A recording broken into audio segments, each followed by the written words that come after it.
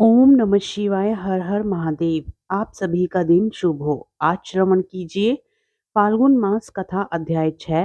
प्रेम से बोलिए शिव शंकर भगवान की जय और कमेंट में लिख दीजिए ओम नमः शिवाय। भगवान भोलेनाथ आपकी हर मनोकामना को पूर्ण करे।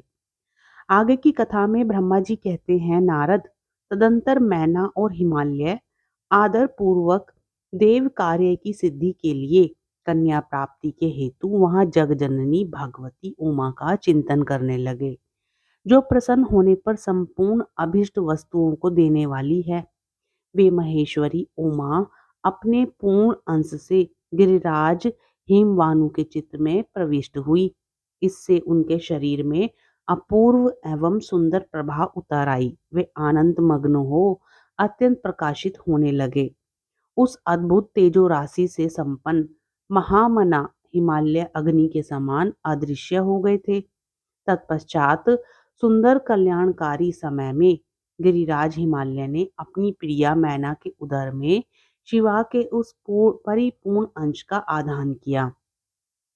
इस तरह गिरिराज जी की पत्नी मैना ने हिमवानु के हृदय में विराजमान करुणा निधान देवी की कृपा से सुखदायक गर्भ धारण किया। संपूर्ण जगत की निवास भूता देवी के गर्भ में आने से गिरि प्रिया मैना सदा तेजो मंडल के बीच में स्थित होकर अधिक शोभा पाने लगी। अपनी प्रिया शुभांगी मैना को देखकर गिरिराज हिमवान बड़ी प्रसन्नता का अनुभव करने लगे। गर्भ में जगदम्बे के आ जाने से वे महान तेज से संपन्न हो गई थी। मुने उस अवसर में विष्णु आदि देवता और मुनियों ने वहां आकर गर्भ में निवास करने वाली शिवा देवी की स्तुति की और तदंतर महेश्वरी की नाना प्रकार से स्तुति करके प्रसन्नचित हुए। वे सब देवता अपने अपने धाम को चले गए। जब 9वां महीना बीत गया और 10वां भी पूरा हो गया, तब जगदम्बा काली ने संपूर्ण पूर्ण होने पर गर्भस्थ शिशु की जो गति होती है उसी को धारण किया, अर्थात जन्म ले लिया। उस अवसर पर आद्य शक्ति सती साध्वी शिवा पहले मैना के सामने अपने ही रूप से प्रकट हुई। वसंत ऋतु में चैत्र मास की 9वीं तिथि को मर्गशिरा नक्षत्र में आधी रात के समय चंद्रमंडल से आकाश गंगा की भांति मैना के उदर से देवी शिवा का अपने ही स्वरूप में प्रादुर्भाव हुआ। उस समय संपूर्ण संसार में प्रसन्नता छा गई। अनुकूल हवा चलने लगी, जो सुंदर, सुगंधित एवं गंभीर थी। उस समय जल की वर्षा के साथ फूलों की वृष्टि हुई। विष्णु आदि सब देवता वहां आए।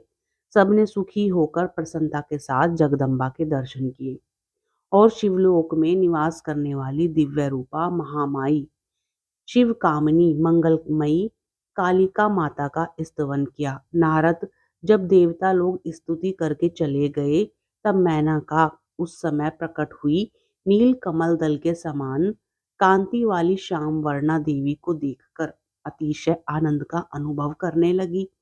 देवी के उस दिव्य रूप का दर्शन करके गिरि प्रिया मैना को ज्ञान प्राप्त हो गया। वे उन्हें परमेश्वरी समझकर अत्यंत हर्ष उल्लासित हो उठी और संतोष पूर्वक मैना ने कहा, जगदम्बे महेश्वरी, आपने बड़ी कृपा की जो मेरे सामने प्रकट हुई।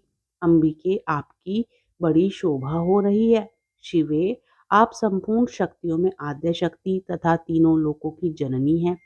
देवी, आप भगवान शिव को सदा ही प्रिय हैं तथा संपूर्ण देवताओं से प्रशंसित पर शक्ति हैं। महेश्वरी, आप कृपा करें और इस रूप में मेरे ध्यान में स्थित हो जाएं, साथ ही मेरी पुत्री के अनुरूप प्रत्यक्ष दर्शनीय रूप धारण करें। ब्रह्मा जी कहते हैं, नारद, पर्वत पत्नी मैना की यह बात सुनकर अत्यंत प्रसन्न हुई शिवा देवी ने उस गिरि प्रिया को इस प्रकार उत्तर दिया। देवी बोली, मैना, तुमने पहले तत्परता पूर्वक मेरी बड़ी सेवा की थी। उस समय तुम्हारी भक्ति से प्रसन्न हो मैं वर देने के लिए तुम्हारे निकट आई। वर मांगो। मेरी इस वाणी को सुनकर तुमने जो वर मांगा वह इस प्रकार है, महादेवी, आप मेरी पुत्री हो जाएं और देवताओं का हित साधन करें। तब मैंने तथास्तु कहकर तुम्हें सादर यह वर दे दिया और मैं अपने धाम को चली गई। गिरी कामनी उस वर के अनुसार समय पाकर आज मैं तुम्हारी पुत्री हुई हूँ। आज मैंने जो दिव्य रूप का दर्शन कराया है, इसका उद्देश्य उतना ही है कि तुम्हारे स्वरूप का स्मरण हो जाए। अन्यथा मनुष्य रूप में प्रकट होने पर मेरे विषय में तुम अनजान ही बनी रहोगी। अब तुम दोनों दंपति पुत्री भाव से अथवा दिव्य भाव से मेरा निरंतर चिंतन करते रहो। मुझ में स्नेह रखो, इससे मेरी उत्तम गति प्राप्त होगी। मैं पृथ्वी पर अद्भुत लीला करके देवताओं का कार्य सिद्ध करूंगी। भगवान शंभू की पत्नी हो जाऊंगी और सज्जनों का संकट से उद्धार करूंगी। ऐसा कहकर जगत माता शिवा चुप हो गई और उसी क्षण माता के देखते देखते प्रसन्नता पूर्वक नवजात पुत्री के रूप में परिवर्तित हो गई। इस प्रकार फाल्गुन मास कथा अध्याय 6 संपूर्ण होता है। प्रेम से बोलिए शिव शंकर भगवान की जय। यदि आपको कथा पसंद आती है तो कमेंट में लिख दीजिए।